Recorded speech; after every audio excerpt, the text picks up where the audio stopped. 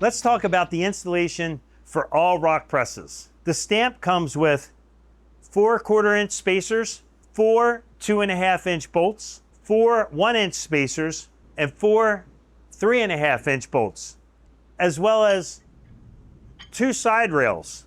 These parts are not required for the ROQ press. The only part that's required is the plug that fits into the ROQ press, and this comes with all ROQ press Stampinators. Today we're doing an install on the Stahls Hotronix Stampinator 480 on a ROQ press. So let's get started.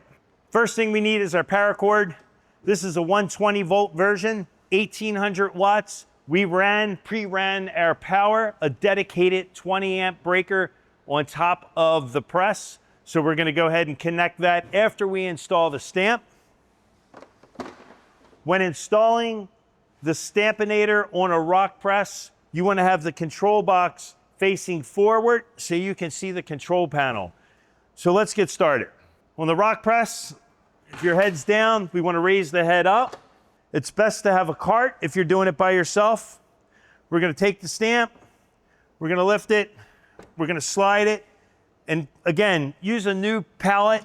Have new pallet tape, so if you have any adhesive, it's not going to hit the bottom of your Teflon. We're going to slide our print head back, and we're going to adjust the limiters, and we're going to slide that all the way down, so if somebody does turn the print head on, it's not going to come forward and hit the back of the stamp. So we'll drop the print head, reach over, grab the stamp. If you're short, you can come around the front, grab it and lift it and slide in it as well. Raise the back and adjust the rear clamp. And we want to have everything set so when the stamp is in place, depending on how you're printing in your shop, we like to have it where it's the stamp heating element is about 2 inches below the pallet. So this way, if you're loading a collar on when you're printing a standard t-shirt, the stamp will not hit the collar. Once you get everything in, line up the stamp with the pallet. Everything looks good. We're going to lock it in place. Okay, everything's nice and tight.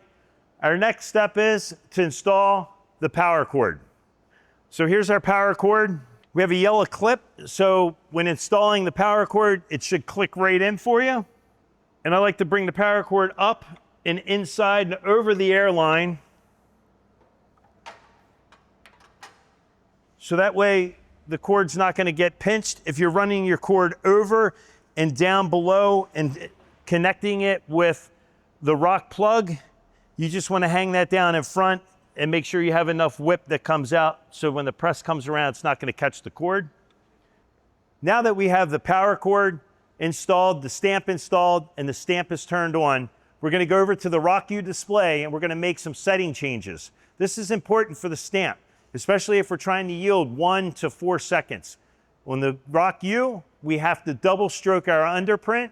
That allows us to have that time because the ROQ carousel, when it indexes, all heads come down at the same time. So it's important to yield the right time for stamping. So let's get started.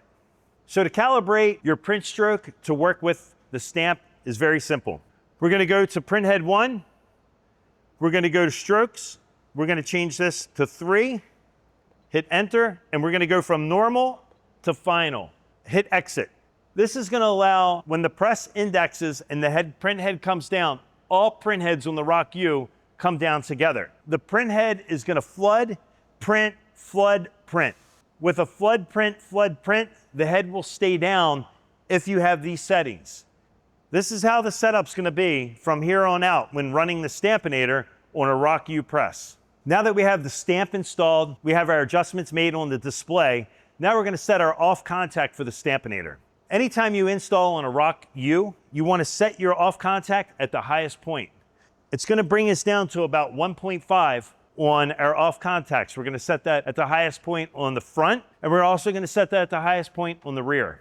Now that we have everything set, let's go ahead and see what kind of compression we're getting with our off contact. We have our 4 shoulder bolts on top with the compression springs. If you notice, we have no compression off of our springs because we set the stamp at its highest point with the off contact. We are only looking to get about 1/8 to 1/4 of an inch. I like to start with 1/8. I think that's more than enough especially when you're doing a t-shirt and going right into sweatshirts.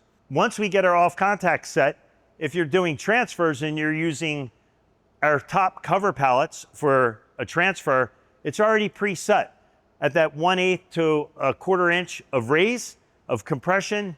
Once you put your 3/8 pallet on top with the sponge rubber, you're gonna get about a 1/2 inch compression, which is gonna give you the right amount of pressure for applying a transfer.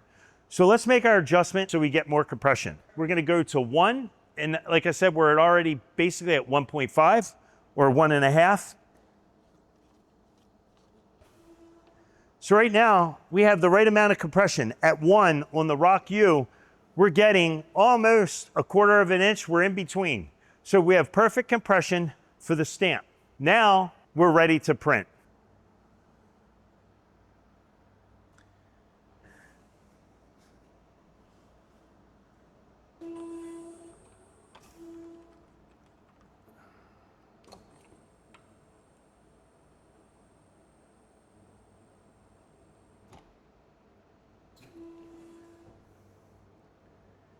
So there's our full print.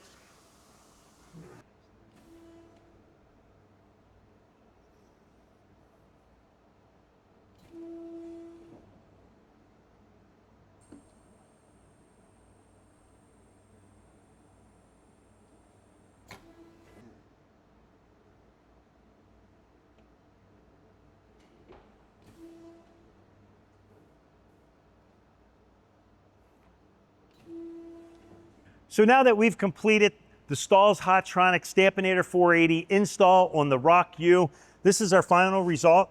This is a 16x20 print using the Stampinator 480. So again, if you have any questions on your setup for installation on the Stahls Hotronix Stampinator 480, click the QR code found on the back of the control box, fill out a ticket, and someone on the team will get back to you.